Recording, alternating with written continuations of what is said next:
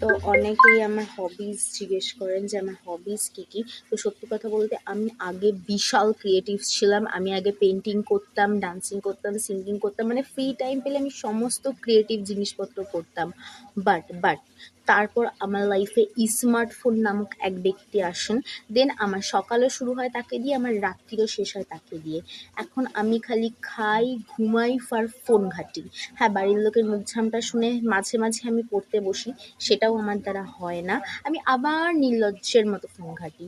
হ্যাঁ, এটাই আমার হবিস। আর কিছু নেই আমার হবিস, আমি এটাই করি। সো দয়া করে আমার হবিস কী কী বলে আমাকে লজ্জা দেবেন না। আমার ওই একটাই হবি, সেটা হচ্ছে ফোন ঘাঁটা। আমি ফোনই ঘাঁটি সারাদিন, আর কিছু হয় না আমার দ্বারা। আমি ফ্রি টাইম পেলে আমি অন্য কাজ করি, আমি সারাদিন নয়তো ফোন ঘাঁটি।